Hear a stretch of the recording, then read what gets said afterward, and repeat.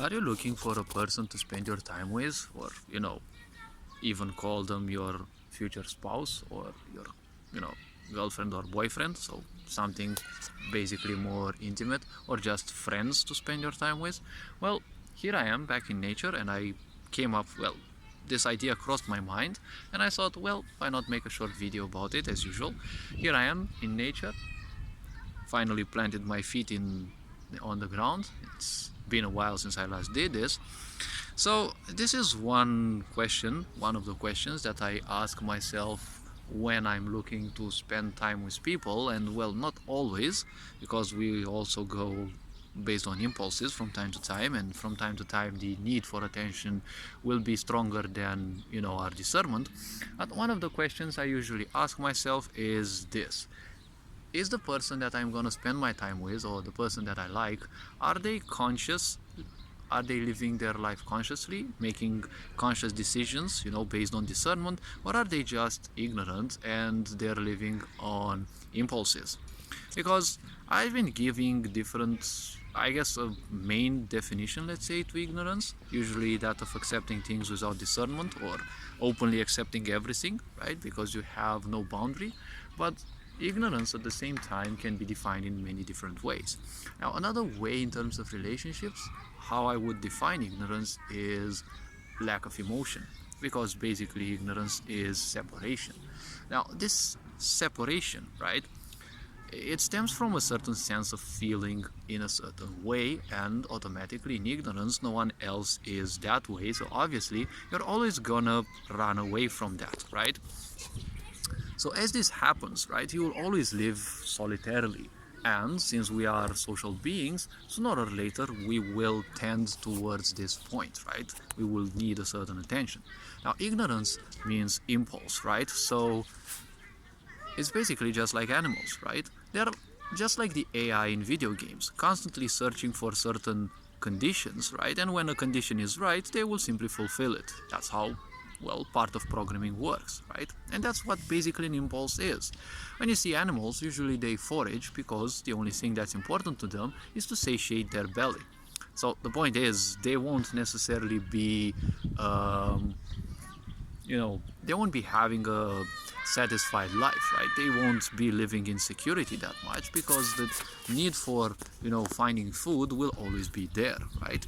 And of course the need to sleep and the need to take care of themselves, right? Because, well, they require that, right? Animals live at a lower level of awareness, right? That is, well, evolutionarily speaking, and it's been proven.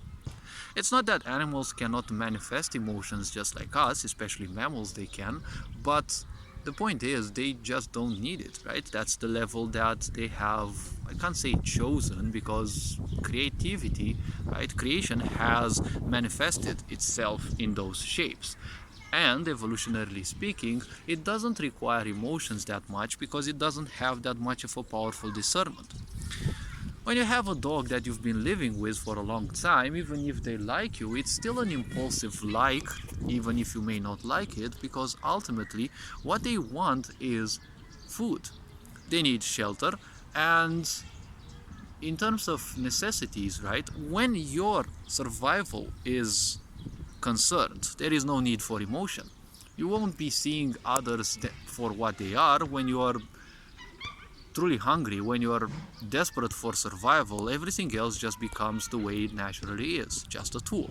How you make use of those tools, consciously or unconsciously, well, will determine many other factors that will influence your life. So people who are unconscious, they will always live under impulses. So to people who are unconscious, the way their reputation works, right, on many of their social media or the such, that's gonna be far more important to them than your depths or your achievements, or literally anything that has to do with you, because ultimately someone who lives under impulses, they are simply stuck on the things they have identified themselves with. As I said in a previous video, reputation is nothing else than a betrayal, and more like a demonization of your true self. Shortly said, you came here as nothing. Everything that you have, everything that you know, all your emotions are nothing else than accumulations. And your emotions are also triggered based on your own discernment, which discernment also takes into account the data that you have acquired, different types of people, behaviors, and, well, your analysis capacity. All of these influence how you decide upon things, and, well, these have their own specific influence. So, this being said, make sure that you tend towards people who tend to be more conscious because, well, considering how many distractions there are in this life, it's kind of impossible to be fully conscious all the time. And one way to feel if people are consciously living is patience. People who are impulsive, they never have patience because they want things done now and they want them now. It's always an impulse, right? And an impulse has to be fulfilled. It has to be finished and it has to be done now.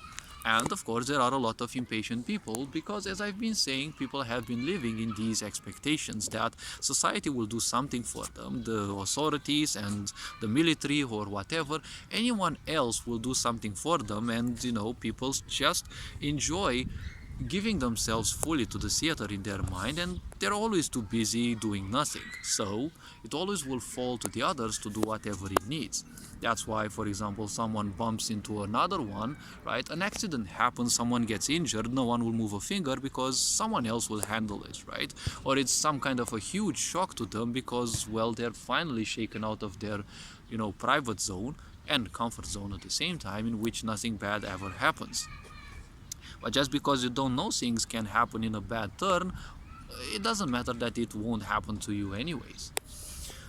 At the same time, you shouldn't live yourself in the other extreme, because the imagination is boundless and you don't want to live in your imagination because it will twist your beliefs in so many different ways. So to figure out if a person is unconscious, look to them how patient they are. Do they always live based on impulse? Do they always repeat things like this must be done? Right? This shows an identification with something. When you identify yourself with something, that is ultimately nothing else than a survival mechanism. You're overdoing something. Even if you identify yourself with being a student, you're not doing as much as one could to make their life better, to make stronger, better boundaries, because there is always that fear that you're gonna piss your teachers off, you're gonna piss you off your parents, and such. So you're always going to disregard yourself, which leads to ignorance. You're going to say, you know what, I'm sick of this pain, I'm going to simply ignore it. But ignorance means accepting things without boundary. It means accepting things without discernment. So you're hating everyone, but everyone's on your mind. You're hating your spouse for not being the way you want, and it's your fault for wanting to change other people, and you're suffering the consequences, right? You're not gonna feel good about that. And secondarily, they're always on your mind because you're ignoring them. Basically, you're feeding them your attention without them even being around you. That's the power of ignorance. So the point is, when you find people who are conscious, those are definitely to keep, because one thing to see if a person is conscious is that they are procrastinating.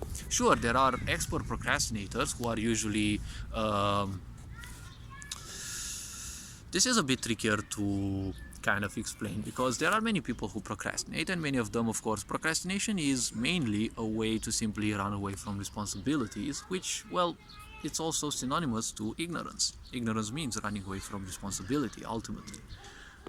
Many people will use procrastination as a means of distraction, but usually those people don't have a sense of depth. So you have to see the sense of depth of people. Can they understand deeper things? Can they understand different emotions, or are just, fakers? Fake it till you make it. So the point about this is, well, you may not be able to see if people have a certain amount of depth, but it's easy to see if a person is deep or not. Now, just because someone is suffering, it doesn't mean they are deep, because ultimately, understanding is the only thing that goes deep. Pain also goes deep, but pain is the easiest to inflict, because you are inflicting pain, only you are inflicting pain upon yourself, not others. No one else can inflict pain upon you. They can make you, right? They can turn you against yourself, and the only thing you'll be doing is you're inflicting pain upon yourself, because you're not going to take any action against that. So someone is teasing you, someone is calling you bad names, and you're suffering because you're not doing something else. Now, what else can you do is to learn how to live in the present, because when you fuss about things being told about you, first of all, you don't even seek for proof. Someone calls you a bad name, what's the proof? Someone calls you an idiot, well, you're not gonna be less of what your talents actually are. You're mostly you're gonna put them into practice a bit less accurately as you do, because the emotional part that you're gonna deploy into accepting the fact. So someone calls you an idiot, right, and you're gonna fuss about it. If you're an ignorant, you're gonna feel pissed off about that, but realistically it's not gonna lower, let's say, your programming skill or your communicational skill or your social skill or whatever other skills that you have. They're always gonna be the same. Still, because you fuss about something, that's gonna have an emotional influence upon you. So the point is, you might actually do things less capably, let's say, because you're investing some of your energies at least into that thing, which first of all most likely ain't even true. So when you invest yourself into something else, which usually it's a great investment, then it's obvious that you won't be doing things at peak performance. And yes, it might be a bit tricky. So many people will tell you that ignorance is bliss, but no one is asking themselves whose bliss that is. Because ignorance is bliss, but whose bliss is it? And it's only that of the people who rule the ignorance. Because there is no such thing as happy ignorance, right? When you're an ignorant, you accept literally everything. Considering so many people think shit and do shit, the question is, you're gonna attract and invite all of that into your life open-handedly, right? Open-heartedly. That's how ignorance is. And then you're gonna suffer because of everyone else's shit. And well, that is gonna be a little problematic, because all that shit piled up into you, that's not gonna serve you well, right? It's not gonna serve you well, and you're gonna suffer the consequences. So learning about yourself, learning about who you are, what you are, the boundaries that you can place, and the depths of your existence will allow you to live more and more into the present, because the past belongs only to regrets, and the future belongs only to worries. The future hasn't happened yet, and the past hasn't been, it's become incapable and unable to change, right? You cannot change the past, only your perception towards the past you can change. So ultimately, the point about ignorance is that it is a strong tool to rule people. It is not something good to live in. Ultimately, the idea of becoming enlightened means to become knowledgeable of the limitations you've been placing upon yourself and other people as well. So the point is, liberation only comes from one living consciously.